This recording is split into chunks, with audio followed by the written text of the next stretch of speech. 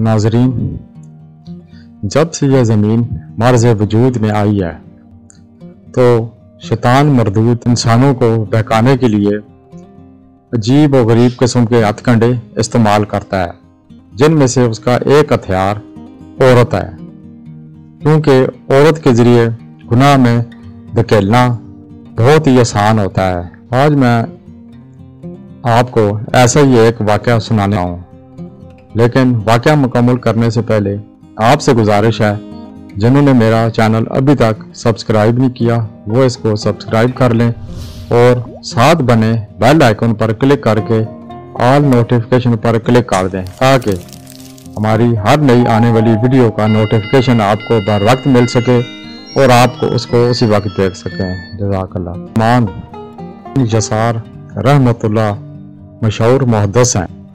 एक माह हज के सफ़र पर रवाना हुए तो जंगल में एक जगह पर पाँव डाला। इनके साथी किसी काम के लिए शहर गए तो वो अपने खैमे में अकेले थे।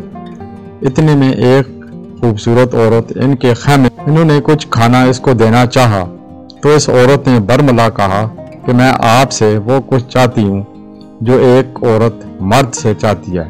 देखो, तुम नौजवान हो, मैं खूबसूरत हूँ, हम दोनों के दोस्त होने के लिए तन्हाई का मौका भी है। हजरत सुलेमान बिन यसार रहमतुल्लाह ताला ने यह सुना तो समझ गए कि शैतान ने मेरी उम्र भर की मेहनत ज़ाया करत को भेजा है। वो खौफ खुदा से ज़ारो कतार रोने लगे। इतना रोए शर्मिंदा होकर वापस चली गई। हजरत सुलेमान बिन यसार रहमतुल्लाह ताला ने अल्लाह ताला का शुक्र अदा किया कि छूटी। रात को सोए तो हजरत यूसुफ अलैहिस्सलाम की ख्वाब में ज़ियारत हुई।